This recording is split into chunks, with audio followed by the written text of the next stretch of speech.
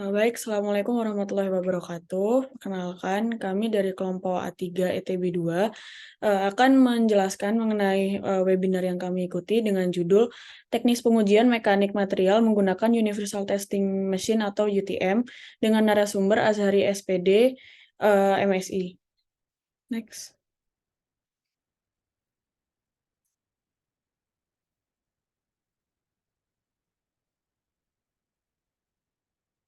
Untuk anggota kelompoknya sendiri, yang pertama ada Ahmad Daniel Fiansyah dengan 3 NIM terakhir 039, ada Osama Ramadan dengan 3 NIM terakhir 040, Kanwa Novas dengan 3 NIM terakhir 041, dan saya Halma Harani dengan 3 NIM terakhir 042. Berikut merupakan dokumentasi dari webinar yang telah diikuti. Next. Pertama-tama masuk ke pendahuluan. Universal Testing Machine adalah mesin listrik yang digunakan untuk menguji sifat mekanik bahan seperti tegangan, kompresi, dan kapasitas bending atau tekukan. Proses umum UTM adalah pengujian destruktif dengan menarik, menekan, atau meregangkan material hingga pecah atau rusak dengan bahan uji coba berupa logam ataupun non-logam. Untuk bagian dari UTM sendiri ada mesin utama, mesin pengontrol, dan juga layar tampilan.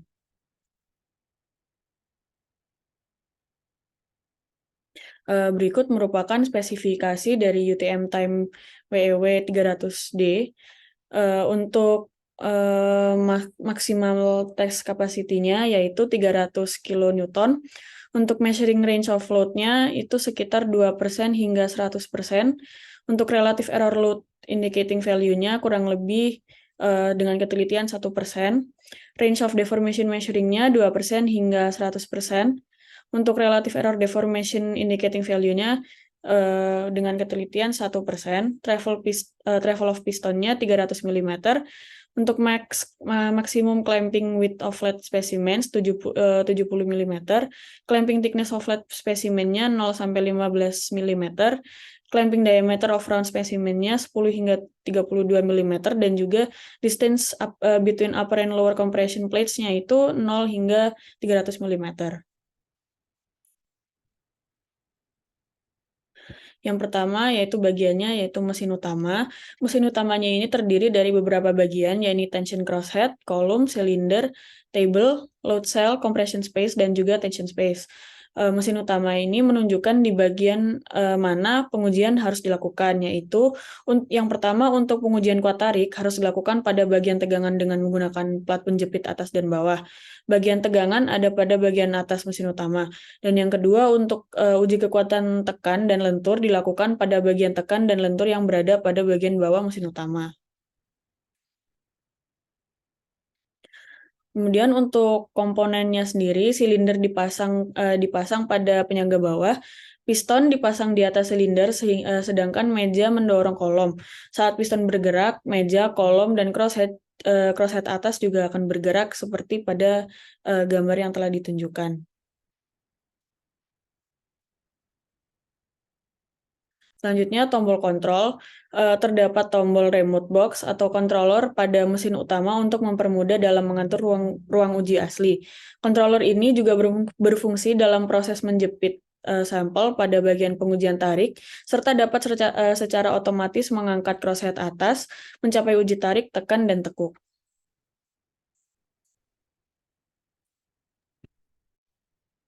Dalam kedua yaitu kontrol mesin.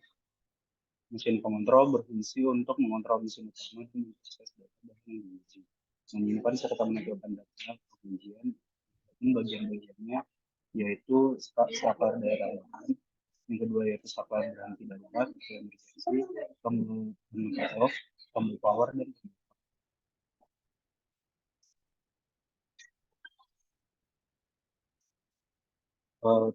kemudian ada tombol putar berwarna hitam berfungsi mengatur kecepatan piston dan mengembalikan awal. Bagian dalam dari mesin pengontrol yang berfungsi sebagai piston dan sistem kelistrikan yang berfungsi untuk mengontrol mesin panas.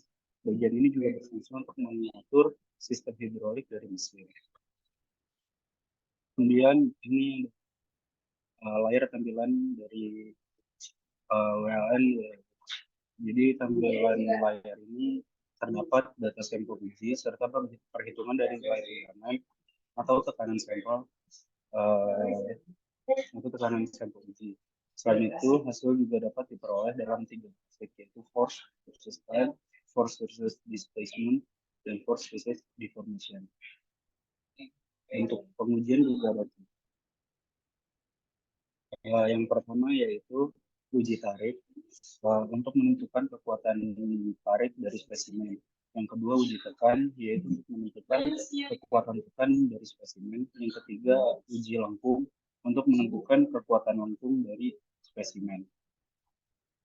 Yang pertama ada uji tarik, merupakan pengujian berupa tarikan yang dilakukan untuk mendapatkan data material berupa modulus kekuatan luluh, kekuatan tarik, maupun kekuatan berat dari suatu material.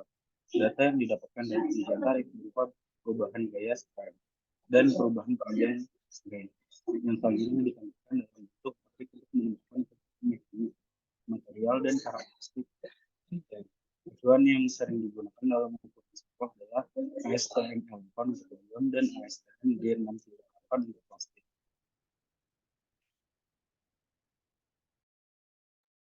Baik, selanjutnya di sini merupakan contoh dari ASTM E8, bisa berupa besi plat ataupun bone yang berbentuk tulang yang mempunyai jari-jari, jadi sesuai dengan ASTM yang digunakan. Gunanya sendiri adalah ketika buat seperti ini bentuknya, itu nanti patahnya tepat di antara nilai dari original gauge length-nya. Jadi kalau misal bentuknya lurus saja itu kita tidak pasti, patahnya bisa di tengah ataupun bisa di pinggir. Jadi patahnya masih di daerah original gauge length-nya. Lanjut.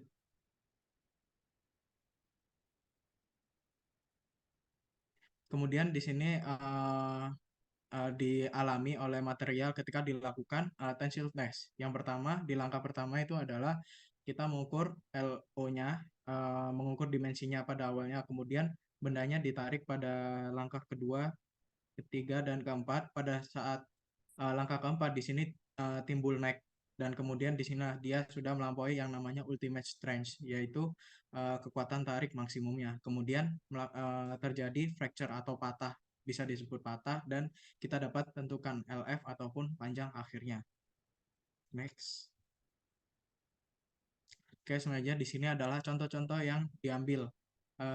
Jadi ini kita ambil spesimen berbentuk plat logam. Platnya sendiri kita ukur panjang-panjang awalnya, berapa original gauge-nya di sini, dan didapatkan 50 mm, dan untuk lebarnya sendiri 11,47 mm, tebalnya 2,99 mm, dan dari luas awalnya didapatkan perkalian antara lebar dan tebalnya, dan panjang sampelnya di sini ditentukan waktu itu 165 mm. Next.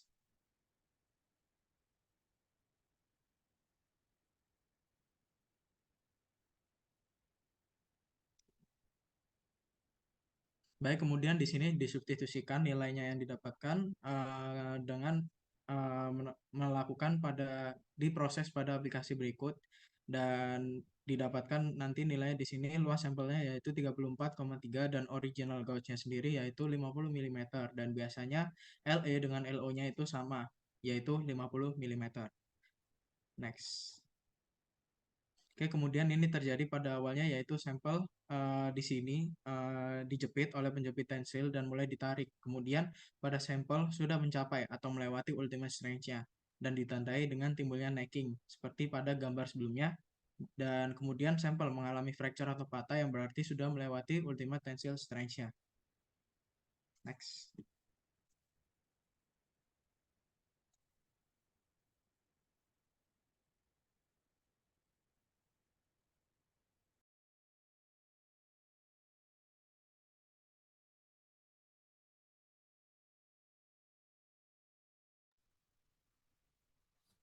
Baik, selanjutnya adalah diagram tegangan dan tegangan untuk bahan logam. Di sini kita dapat melihat yang pertama dari titik nol itu merupakan titik awal dengan besinya itu diukur panjang awalnya sesuai dengan gambar yang pertama. Kemudian nilainya naik, grafiknya naik secara linear sampai puncaknya pada yield strength.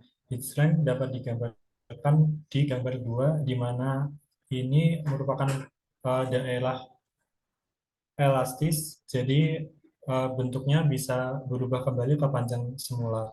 Nah, di sini garis yang linear kita bisa mendapatkan slope, di mana slope itu merupakan nilai modulus-nya. Kemudian setelah yield strength terus sampai dengan necking, kemudian necking ini digambarkan pada gambar yang ketiga. Setelah necking, nilainya grafnya akan turun hingga mencapai fracture atau patahan yang ditunjukkan pada gambar 4. Next.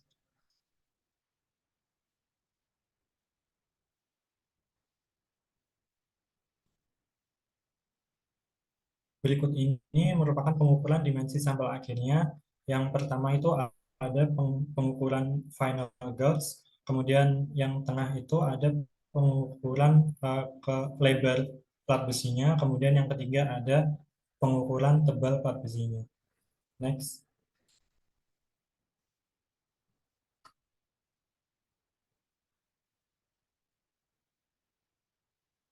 Kemudian setelah dilakukan pengujian, maka sampel akan mengalami deformasi bentuk, yaitu bertambah panjang dan pengurangan lebar dan tebal sampel. Dapat dilihat lebar dan tebal sampelnya ini berkurang dari pengukuran dimensi sampel awal tadi, di mana lebarnya ini menjadi 10,70 mm dan tebalnya menjadi 2,67 mm. Kemudian luas akhirnya juga berkurang, di mana luas akhir atau AF ini merupakan perkalian antara lebar dan tebal bahan, yaitu luas akhirnya didapatkan 28,569 mm kuadrat. Kemudian final gauge tadi yang diukur kita dapatkan 60 mm, di mana ini final gauge dan panjang sampel ini bertambah panjang karena kita melakukan uji tali, jadi bahannya bertambah panjang. Final gauge-nya didapatkan 60 mm dan panjang sampelnya didapatkan 175 mm. Next.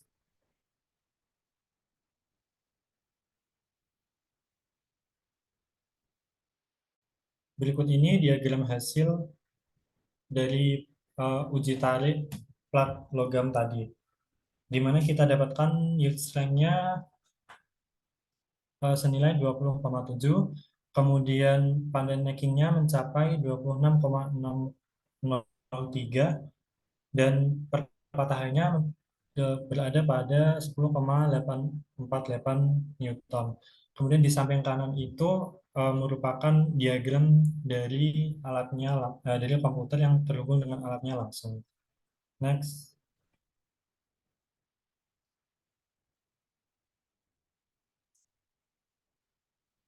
Kemudian di sini kita dapat menghitung rumus-rumus yang akan kita butuhkan untuk analisis hasil, di mana sebenarnya hasil-hasil ini sudah terhitung secara otomatis pada komputer setelah hasil pengukuran langsung, tetapi kita dapat menghitungnya juga secara manual, di mana kita dapatkan kekuatan tarik dari plat logam tadi itu dengan rumus SU sama dengan F per A, di mana F ini adalah gaya tadi, kemudian A itu adalah luas permukaan. Gaya tadi merupakan gaya yang dipakai itu yang di puncaknya, yaitu saat bahan terjadi necking, di mana kita dapatkan F-nya 26,603 kN dan A atau luas penampangnya itu merupakan merupakan luas akhirnya, di mana kita dapatkan 34,3 kali 10 pangkat 6 meter kuadrat. Jadi kita hitung dan kita dapatkan kekuatan tariknya 776,5 megapascal. Kemudian kekuatan luluhnya ini merupakan kekuatan saat terjadi deformasi elastik dan plastik, jadi sudah tidak elastik lagi, di mana kita menggunakan rumus SY sama dengan F per A, di mana F-nya itu merupakan yield strength-nya 20,73 kN dan A-nya juga luas penampangnya. Jadi kita dapatkan hasilnya 605,1 megapascal. Kemudian untuk regangannya kita dapatkan E sama dengan delta L per L0, di mana delta L ini merupakan panjang akhir dikurangi dengan panjang awal. Kita dapatkan panjang akhirnya 60 dan panjang awalnya atau L0-nya itu 50, sehingga kita dapatkan regangannya 0,2 mm. Kemudian reduksi penampangnya kita dapatkan reduksi penampang merupakan merupakan selisih antara luas penampang awal dikurangi dengan luas penampang akhir dibandingkan dengan luas penampang awalnya, di mana kita dapatkan luas penampang awalnya kita dapatkan 34,3 dan penampang akhirnya 28,9, dan kita hitung hasilnya kita dapatkan 15,7%. Next.